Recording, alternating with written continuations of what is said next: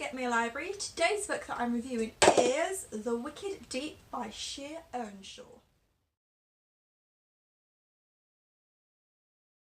So I finished this last night and I got it in my March book box club, which I received in March, obviously. I received it around the 20th and today is the 26th. So yeah, I finished my fandom book and then I started with this one. So I know I'm filming this later than I finished it, but I can't always record it when I finished it and upload it that day. So The Wicked Deep. 2 centuries ago, in small, isolated Sparrow, 3 sisters were sentenced to death for witchery and drowned in the waters surrounding the town. Now each summer, the sisters return, stealing the bodies of 3 girls and seeking revenge by dragging boys into their watery depths. Like many locals, 17-year-old Penny Talbot has accepted the town's fate. Then on the eve of the sisters' return, Beau Carter arrives, unaware of the danger he has stumbled into or the fact that his arrival will change everything. Mistrust and lies spread quickly through the salty, rain-soaked streets. Penny and Beau suspect each other of hiding secrets, and death comes swiftly to those who cannot resist the call of the sisters. But only Penny sees what others cannot, and she will be forced to choose to save Beau or save herself. Sounds really good. And what I liked about it is it didn't seem too long, so you were reading it knowing that you weren't reading loads of it, but the story is still really good. It's one of the stories where there isn't going to be another one. I doubt it anyway. I don't see how it could become another one because the ending was so well thought through and like it was really good, so I can't imagine there'll be another one. But it was a really good book. So the summary: 3 sisters 2 centuries ago arrived into the coast of Sparrow. There's Marguerite, Aurora and Hazel Swan. Now they arrived from New York to get a better life. They found a home in the perfume shop that they created, and there they would create perfumes to sell to the locals. Now that wasn't the only thing that they did really good. They basically made men fall in love with them. They could be married, they could be betrothed, they could be older than them, a little bit younger than them, they could have 10 kids, it wouldn't matter, they would just fall instantly in love with them. So Marguerite was the elder sister and she would always kind of get what she wanted. That was the kind of person that she was. And then Aurora would be very like, she would pick at the boys, she would choose which boy she liked, and the others would be like, oh my god, I love her, and then she would be like, yeah, and then push them away and then get the next boy. But then there was Hazel, and Hazel, I mean, this was a gift that all 3 sisters had. They didn't have any magic, although people believe that they were witches. It just sort of came natural to them like it did with their mum. But Hazel, she fell in love. And when she fell in love, it was because she and the other person loved each other. It wasn't just lust like Marguerite and Aurora. It wasn't just to wind up boys. It was actually through love. So the 3 sisters then got caught out. The town believed that they were witches, although they weren't actually witches. As you read the book, you realise that actually their death made them witches, because obviously they come back after every year. So they basically, back in those days, they would hang the witches or drown the witches, and you know, if the girl floated, she was a witch, and if she drowned, she wasn't. I mean, okay, logic here.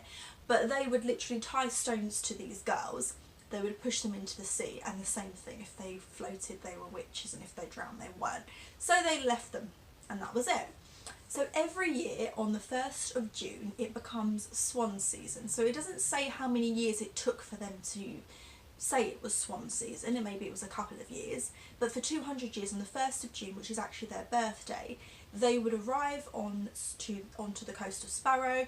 They would possess 3 girls and kill 3 boys, or maybe more, and then basically they would then go back after the swan season, which is like the end of June, which was the day that they were killed. So that happens every single year. So Penny is one of the main characters in the book, and she basically believes everything about what happened with the Swan sisters, and she actually has a secret Now this is a spoiler, but it does actually say it on the back of the book. So I'm just kind of going into a little bit more detail on the spoiler, so you can choose whether you think this is a spoiler or not. Because it says, but Penny sees what others cannot. So Penny can see the girls and she can see who is possessed by these sisters, and that's something that she's just able to do. So Beau arrives onto the town and he has his own secrets and he's got a mystery to him. But he arrives and Penny believes that she has to save him to stop him from being one of the boys, which is something that you would do if, you know, you don't want the boys to drown. And in return, kind of, Beau helps her to kind of figure out who this, you know, about the sisters and how to destroy the sisters or to stop this from happening. But Penny needs to decide if she's going to save herself or save him. You know, so that's the summary of the story. The writing was really good. Now, the way that the writing works is each chapter is obviously part of the book, but you would get to certain chapters within the book that would talk about just the sisters and a little bit of the history. So it starts off with a chapter called The Sea, and that basically talks about the three sisters in Sparrow, a little bit of information about them. Then it goes to chapter 1 and 2, etc.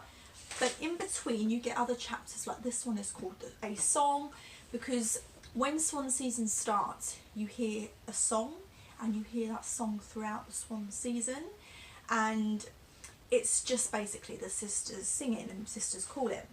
You then get to other chapters that talks about one specific sister or like one specific thing that happened, the hanging, or not the hanging, the drowning, those kind of things. So that's what I really liked about this book, is every chapter was something different, and I kept looking to see when the next chapter about the sisters was going to be, and I think these chapters were my favourite one. And to know this kind of stuff as you're reading it, it helps you, because if you were someone that lived in the town of Sparrow, you would know the history of the Swan sisters. So to have those chapters in this book, it helped you to understand more about the Swan sisters, which you would have learnt if you were at school in Sparrow.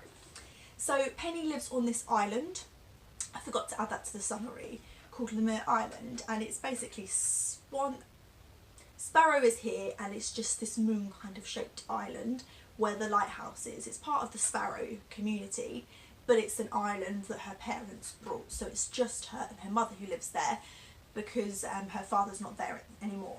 So I like the plot, I really like the story, I like the history element to it, I liked the whole witch vibe, I like things like that, and I liked how they weren't actually witches, but because of how they were drowned and the fact that they come back every year, they were technically witches.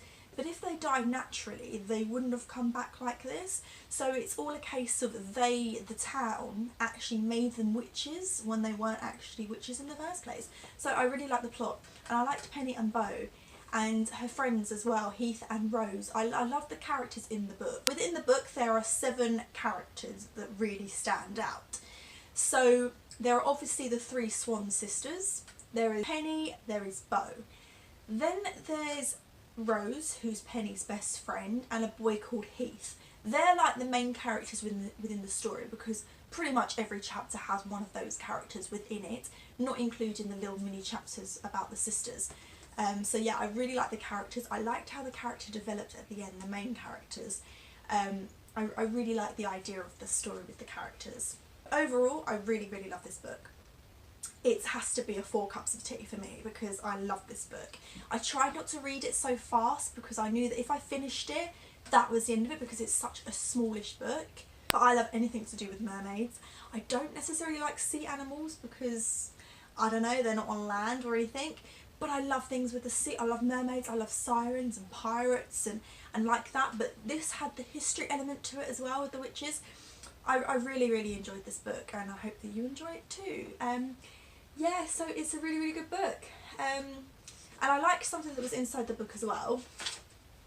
It says, if there is magic on this planet, it is contained in water. And I really like that, because so many folklore stories about like the sea, it's always about mermaids and beautiful women and sirens luring you to your death. And when you read this book, you'll realise that not every mermaid, not every siren is like that. There's more to this story, and the ending, it made me teary at the end, because it was such a nice ending. Like, you couldn't have thought of a better ending, and just when it ended, there was another ending, and that was the bit that I was like, thank you, Shea, because you really, really created such a lovely story. So thank you so much. So I'll see you guys next week for my next book review. Bye!